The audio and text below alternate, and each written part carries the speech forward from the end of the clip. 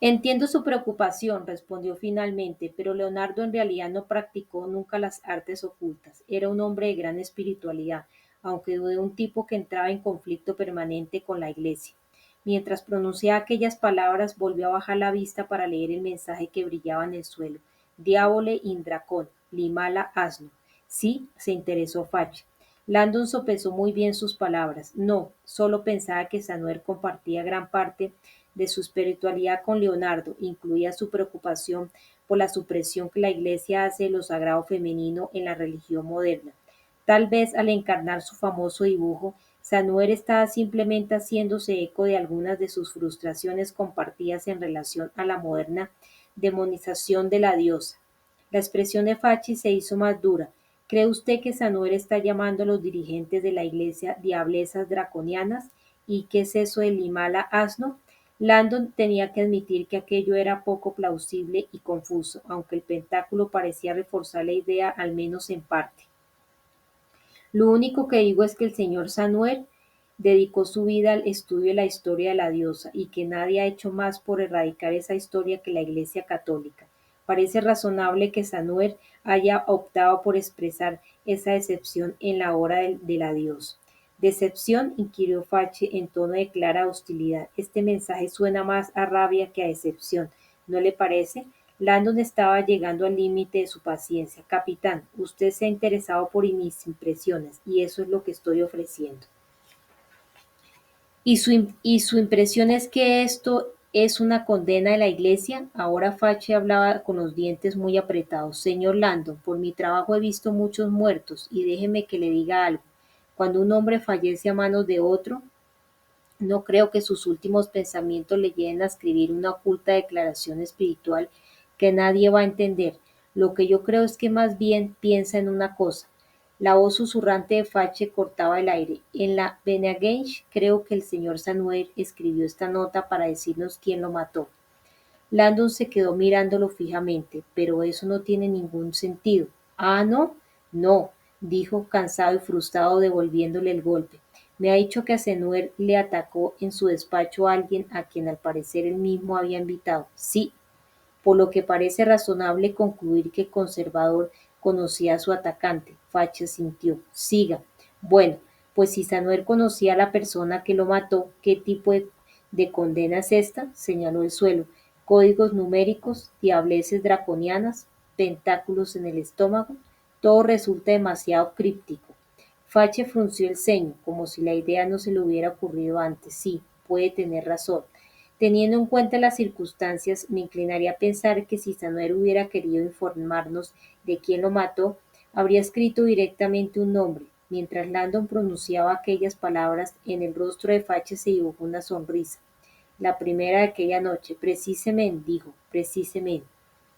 Estoy siendo testigo del trabajo de un maestro, musitó el teniente Cole mientras sintonizaba su equipo de sonido para captar mejor la voz de Fache que llegaba hasta sus auriculares. El agente superior sabía que momentos como aquel habían catapultado al capitán hasta la cúspide del sistema policial francés. Fache hará lo que nadie más se atreve a hacer. El delicado arte de cajoler, de engatusar, había prácticamente desaparecido de las técnicas policiales y para ponerlo en práctica hacía falta ser capaz de no inmutarse en situaciones de presión.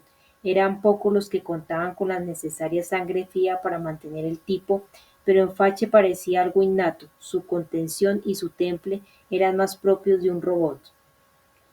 La única emoción que parecía manifestar el capitán aquella noche era una intensa determinación, como si esa detención fuera un asunto personal para él. La reunión para dar instrucciones a sus agentes, hacía una hora, había sido más breve y expeditiva que de costumbre. Yo sé quién ha matado a Jacques Sanuer, había dicho. Ya saben lo que tienen que hacer. No quiero fallos esta noche. Y de momento no había habido ninguno. Cole aún no estaba enterado de las pruebas que habían llevado al capitán a tener aquella certeza sobre la culpabilidad del sospechoso, pero sí se le ocurría cuestionar el instinto del toro. La intuición de Fache parecía a veces casi sobrenatural. Dios le susurra al oído. Había comentado en una ocasión un agente al presenciar un caso especialmente impresionante de aplicación de proverbial sexto sentido. Cole debía admitir que si Dios existía, Besufache estaba entre su lista de favoritos. El capitán iba a misa todos los días y se confesaba con fervorosa asiduidad, mucho más que otros oficiales que se limitaban a hacerlo en las fiestas de guardar, para estar bien, decían, con la comunidad. Cuando el Papa había visitado París hacía unos años, Fache había removido cielo y tierra para que le concediera una audiencia. Ahora en su despacho había una foto enmarcada de aquel encuentro, el toro papal. Le llamaban en secreto los policías. A Cole le parecía irónico que uno de los raros pronunciamientos públicos de Fache en los últimos años hubiera sido su airada reacción ante los escándalos por pedofilia en la Iglesia católica. A esos curas habría que ahorcarlos 2 veces, había declarado, una por los delitos que han cometido contra esos niños y otra por manchar el buen nombre de la Iglesia católica. Cole tenía la sensación de que era esa segunda razón la que más le indignaba.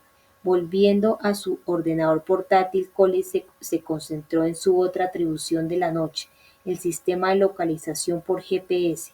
La imagen de la pantalla mostraba un plano detallado del ala Denon, una estructura esquematizada que había obtenido de la Oficina de Seguridad del Louvre.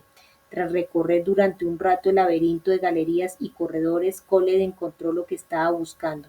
En el corazón de la gran galería parpadeaba un puntito rojo, la marque.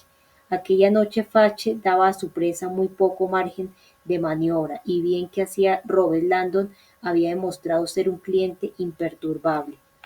Para asegurarse de que nadie interrumpiera su conversación con el señor Landon, Besufache había desconectado su teléfono móvil. Por desgracia, se trataba de un modelo muy sofisticado que incorporaba un dispositivo de radio de doble banda que, en contra de lo que había ordenado uno de sus agentes, estaba usando para localizarlo. «Capitán», el teléfono crepitaba como un walkie-talkie. Fache notó que los dientes le rechinaban. No se le ocurría nada que fuera tan importante como para justificar la interrupción por parte de Cole de su surveillance caché, y menos en aquel momento tan crítico. Miró a Landon como disculpándose. «Un momento, por favor». Se sacó el teléfono del cinturón y presionó el botón del radiotransmisor. «Oui, capitaine, un agent du département de cryptage est arrivé». El enfado de Fache remitió un instante. «¿Un criptógrafo?». A pesar de lo inoportuno del momento, aquello era probablemente una buena noticia. Tras encontrar aquellas crípticas frases de Sanuer en el suelo, había enviado un montón de fotos de la escena del crimen al departamento de criptografía con la esperanza de que alguien fuera capaz de explicarle qué intentaba decirles el conservador del museo. Y si al fin había llegado un criptógrafo era porque seguramente alguien había descifrado aquel mensaje. «Ahora estoy ocupado», dijo Fache en un tono de voz que no dejaba lugar a dudas. Tomaba nota de que había desobedecido sus órdenes. «Dígale al criptógrafo que espere en el puesto de mando. Hablaré con él tan pronto como pueda». «Con ella», corrigió Cole, «es la agente Neville». Aquella llamada iba a conseguir sacarle de sus casillas. Sophie Neville era uno de los errores más flagrantes de la Dirección Central de la Policía Judicial, criptóloga parisina que había cursado estudios en Inglaterra, en el Royal Holloway. La habían asignado su equipo hacía 2 años, cuando el ministerio inició una campaña para incorporar a más mujeres a las fuerzas de seguridad del Estado. En opinión de Fache, la presente tendencia del ministerio a lo políticamente correcto redundaba en la debilidad de su departamento. No era solo que las mujeres carecían de la fuerza física necesaria para desempeñar las labores policiales. Su mera presencia suponía una distracción peligrosa para sus compañeros, y en ese sentido Sophie Neville distraía más que otras. A sus 32 años era tan decidida que rozaba la obstinación. Su apuesta entusiasta por la nueva metodología criptológica británica exasperaba continuamente a los veteranos criptógrafos franceses que estaban por encima de ella en el escalafón. Con todo, lo que más preocupaba a Fache era la verdad universal que decía que en una oficina llena de hombres de mediana edad nada distraía más del trabajo que una mujer joven y atractiva. «La gente Neville insiste en hablar con usted inmediatamente, capitán. He intentado detenerla, pero en este momento se dirige hacia la galería», le comunicó Colette. Fache dio un paso atrás incrédulo. Esto es intolerable. He dejado muy claro que, por un momento, a Robert Landon le pareció que a Besu Fache le había dado una embolia. El capitán se interrumpió en mitad de la frase y abrió mucho los ojos. La mirada de Besu Fache estaba fija en algo a espaldas de Landon. Antes de que le diera tiempo a volverse para ver qué era, oyó una voz cantarina de mujer. «Excusez-moi, monsieur». Landon se volvió y vio una joven que se acercaba hacia ellos, avanzando por la galería con paso ligero, resuelto, cadencioso, cautivador. Llevaba ropa informal, un suéter irlandés de color beige que le llevaba a las rodillas y unas mallas negras. Era atractiva y tenía unos 30 años. El pelo color caoba le caía suelto sobre los hombros, enmarcando un rostro de cálida expresión, a diferencia de las rubias desamparadas y tontitas que adornaban los dormitorios de los estudiantes de Harvard. Aquella mujer tenía una belleza sana, se veía auténtica e irradiaba una increíble sensación de confianza en sí misma. Para su sorpresa, la mujer se acercó directamente a él y le alargó la mano. «Señor Langdon, soy la agente Neville, del Departamento de Criptografía del DCPJ». Pronunciaba las palabras con un acento mitad inglés, mitad francés. «Es un placer conocerle». Landon le estrechó la mano y quedó un instante cautivado por su mirada fija. Tenía los ojos verdes, penetrantes y la mirada limpia. Facha aspiró con fuerza, preparándose sin duda para iniciar la reprimenda. «Capitán», le dijo ella adelantándose, «disculpe la interrupción, pero cese en paz le moment», soltó Facha. «He intentado telefonearle», prosiguió Sophie sin cambiar de idioma, en una muestra de cortesía hacia Landon, pero tenía el móvil desconectado. «Si lo he apagado, por algo será», resopló el capitán. «Estoy hablando con el señor Landon». «Ya he descifrado el código numérico», dijo con voz neutra. A Landon le invadió una punzada de emoción. «¿Ha dado con la clave?».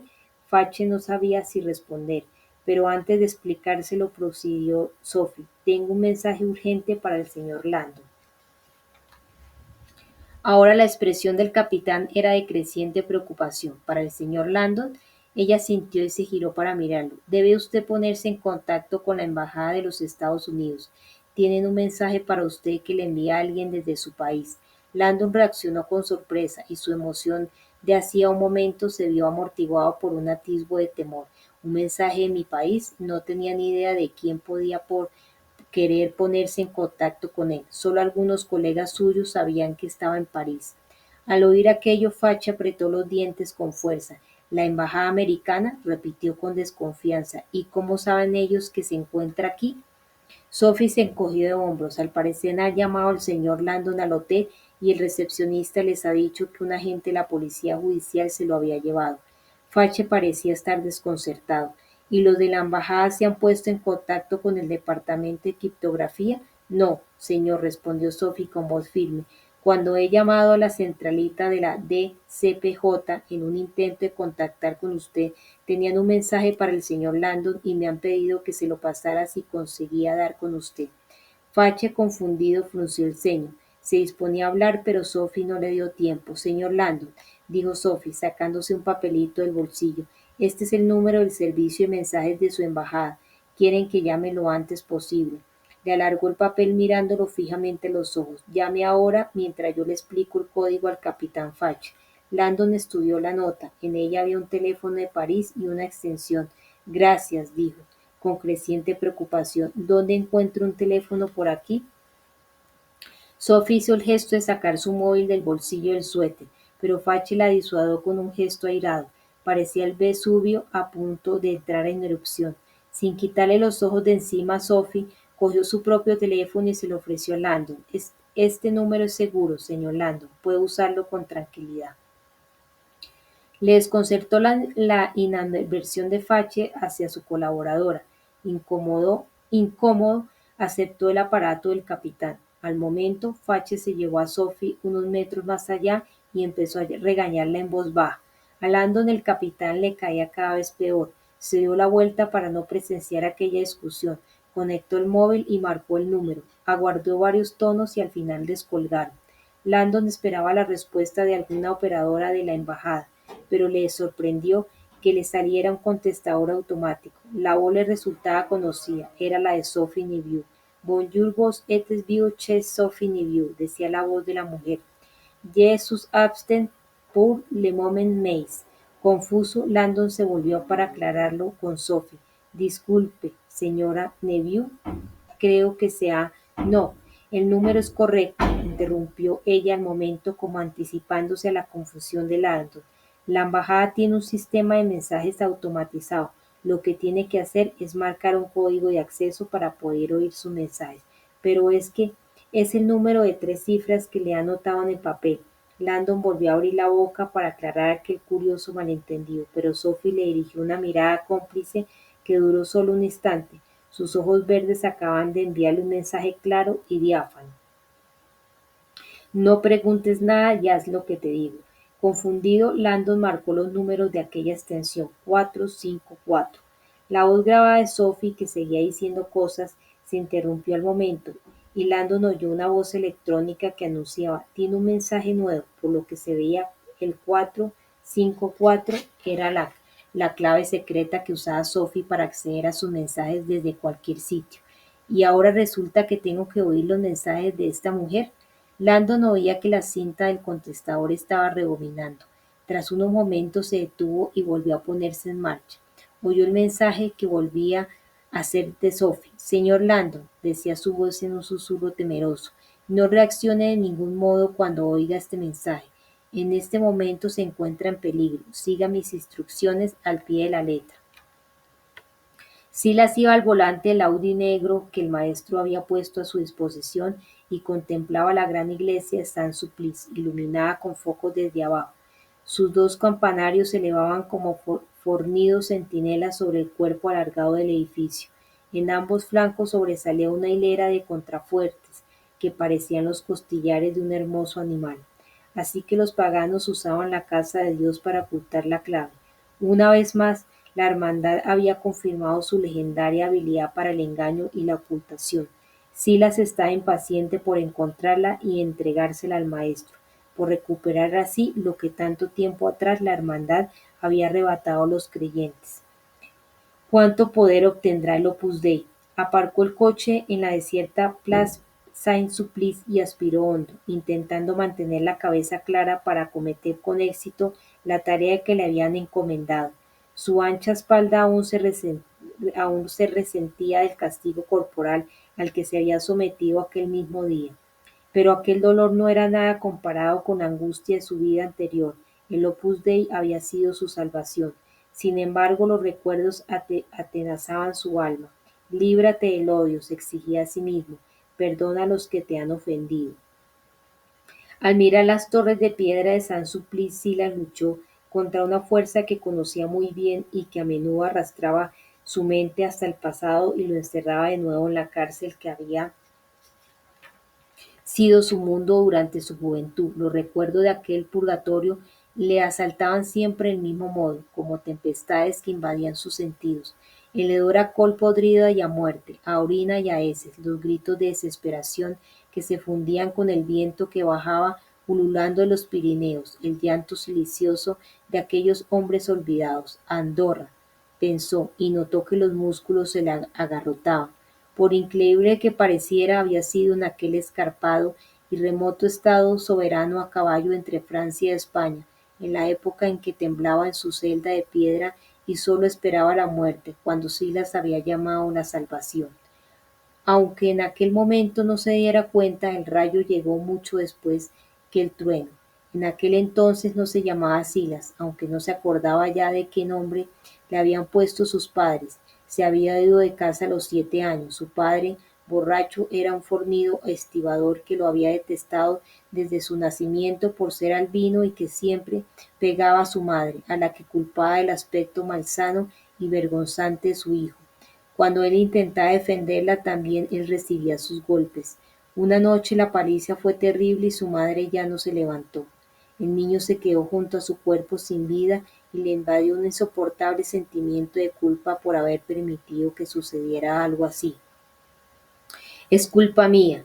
Como si una especie de demonio controlara su cuerpo, el niño entró en la cocina y cogió un cuchillo. Hipnotizado se fue hasta la alcoba, donde su padre dormitaba en la cama, ebrio. Sin mediar palabra lo apuñaló por la espalda. Su padre gritó de dolor e intentó darse la vuelta, pero él volvió a clavarle aquel cuchillo una y otra vez hasta que la casa quedó en silencio. El niño se escapó, pero las calles de Marsella le resultaron igual de inhóspitas. Su extraño aspecto lo convertía en marginado entre los marginados, y no le quedó otro remedio que instalarse en el sótano de una fábrica abandonada y alimentarse a base de fruta que robaba y pescado crudo que cogía en el muelle. Sus únicas compañeras eran las revistas viejas que encontraba en la basura y los que aprendió a leer sin que nadie le enseñara. Con el tiempo se hizo fuerte. Cuando tenía 12 años, otra vagabunda, una chica que le doblaba la edad, se burló de él en la calle e intentó robarle la comida. Casi la mata a puñetazos. Cuando la policía los separó, le dieron un ultimátum: o se iba a Marsella o ingresaba en un correccional. El joven se trasladó a Tulum. Con el tiempo las miradas de lástima que suscitaba se fueron transformando en miradas de temor. Se había convertido en un hombre muy fuerte. Cuando la gente pasaba por su lado oía que hablaban de él en voz baja. Un fantasma, decían con terror en los ojos mientras le escrutaban la piel blanca. Un fantasma con ojos de demonio. Y sí, sentía que era un fantasma, transparente, vagabundo, de puerto en puerto.